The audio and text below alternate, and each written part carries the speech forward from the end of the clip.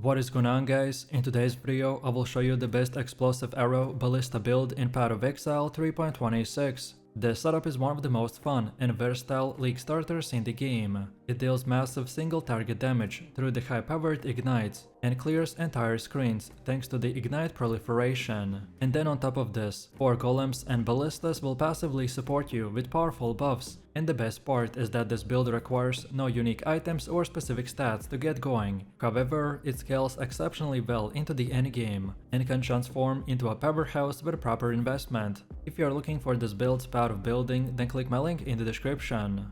And before we continue, thanks to U4GM, they are a pro website that provides PoE1 boosting, items and even currency with a cheap price and fast delivery. They have over 17,000 positive comments and this website is really worth a try. So make sure to use my discount code CADE for extra 6% off.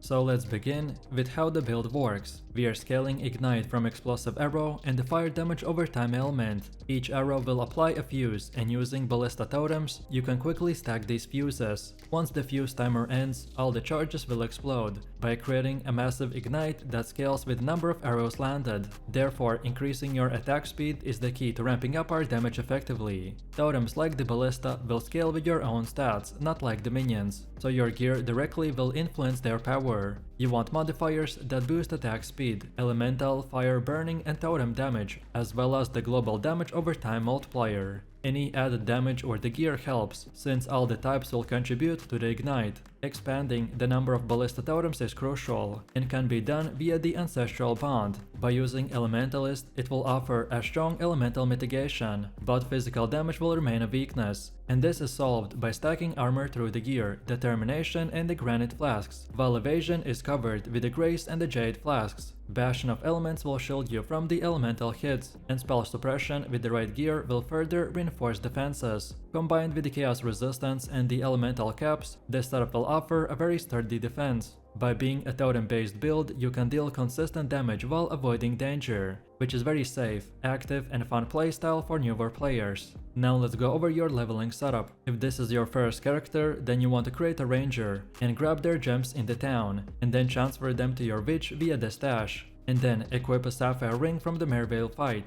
and a ruby ring for the Val ruins in Act 3. After level 20, the 2-stone ring will help hit elemental resistant caps. Then grace is great aura to use early for survival if you're feeling squishy. Then dexterity and intelligence requirements can become an issue, especially dexterity. So we solve this with the bench crafted modifiers or stat boosting amulets. Picking up the agility node on the tree will also help. During the campaign, I prefer to simply drop totems and move on, as they will kill the enemies off screen. This makes leveling both efficient and low risk. At level 30, complete the Fixture of Fate quest to unlock the library vendor, and then purchase the necessary gems like the Explosive Arrow, Ballista Totem Support, Faster Attacks, Grace, Blood Rage and the Frenzy. You can put them in a 2-handed weapon for leveling if you don't want to level them right away, as they won't be usable at level 55. Then at level 34, finish the first labyrinth and unlock your first golem from the Act 4. You want to grab the other 3 golems from the vendor by using the Orb of Chance. Don't forget to convert some Orb of Fusing if needed. The required golems are Flame, Lightning Stone and the Chaos. Your first 2 Ascendancy points should get you in the League of the Primordial, which will enable the golem buffs and the synergy.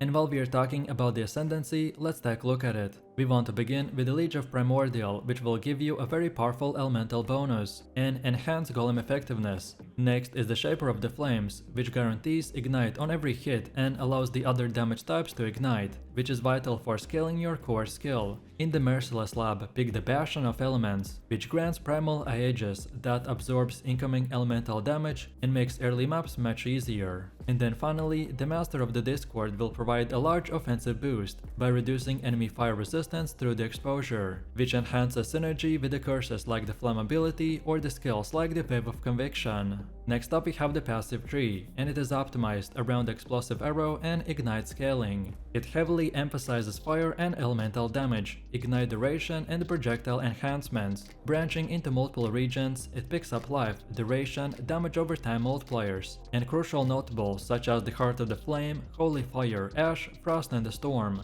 Multiple Jewel sockets will allow for additional customization. Defensively, the build balances over 5500 life, evasion, armor, and spell suppression. And then offensively, you will see over 16 million Ignite DPS and nearly 4 million Burning Ground DPS sustained. The tree also takes key notes like the Panoptician and the Watchtowers, which will enhance the ballista effectiveness and the maximum totems. Then going through the skill effect duration will further increase the uptime of the fuses that ensures maximum ignites per explosion. Then damage over time multiplier nodes are prioritized as they scale ignite damage significantly. Life mastery, resistant clusters and utility nodes are carefully selected to maintain survivability without sacrificing damage. The use of a larger cluster Jewel can further boost the damage over time DPS, and smaller clusters or Abyssal Jewels can patch up the resistances or the attributes. With proper investment, the tree creates a deadly balance between the raw damage output and defenses, enabling smooth progression from the early mapping to the full endgame content.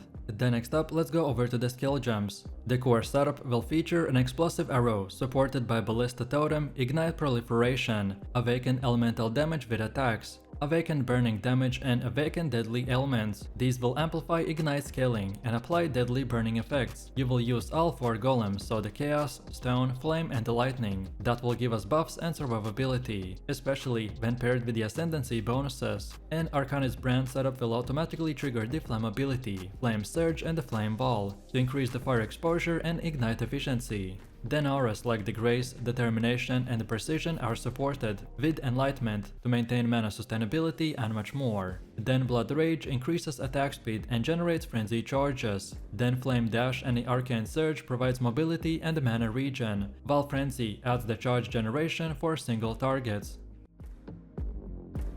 Next up, let's go over the gear. Once you're past the campaign, you will find better gear to survive tougher enemies. Use your Chaos Orbs to upgrade any weak items. Focus on getting life on every piece and capping your resistance at 75%. Add crafted mods when necessary, especially for the accuracy. You'll want to hit 100% chance to hit, so check your character stats often. Then Burning Brutality is an easy and cheap anoint early on to get. Don't forget, accuracy gets worse as you level, so plan ahead. Make sure that you're using Skirmish, Prim's Wave and the Storm Cloud, as they're the key to early power. Then, when the game becomes spell heavy, gear with spell suppression will become essential. At about 100% suppression, you will take half the damage from the spells, so get suppression from the gloves, boots, body armor and the passive tree notables, like the Mage Bane and the Reflexes. However, if you're still low, then grab the spell suppression mastery for the lucky suppression rolls. Next up, let's go over our mercenary setup. So the best ones is the Kineticist with the elemental weakness, haste and the range damage skills, like the Kinetic Blast. Equip them with a high damage fire wand, Replica Victorious Charity for endurance charges, then the Leer Cast for damage, and the Camo's Heart for the extra life.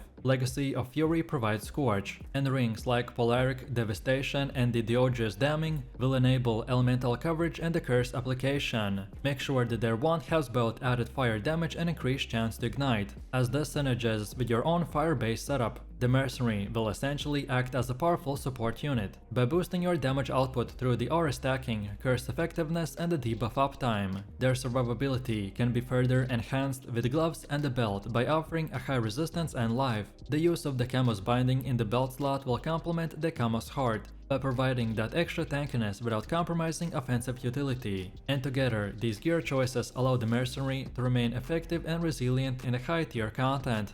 Next up we have gameplay. An efficient totem placement and smooth movement are essential. The core strategy revolves around dropping your ballista in smart positioning, so near the choke points, boss spawns or enemy clusters, while you maintain consistent mobility. Your ballistas will apply fuses and trigger powerful ignites, which allows you to focus entirely on dodging mechanics and positioning. This build excels in situations where the other characters would need to stop and cast. You're always on the move, so letting your totems do the heavy lifting. Then map bosses and the endgame encounters will become much safer thanks to this fire and forget style. Proper pacing, awareness and the preemptive totem drops can make even the hardest content feel easy. This playstyle rewards tactical decision making and allows you to control the battlefield from a distance by ensuring a consistent uptime on the damage while minimizing risk. So let me know what you think about this build in the comments below. If you enjoyed this, then you don't want to miss my previous top 10 best builds video, where I showed even more powerful builds. So click the screen now and I'll see you in the next one.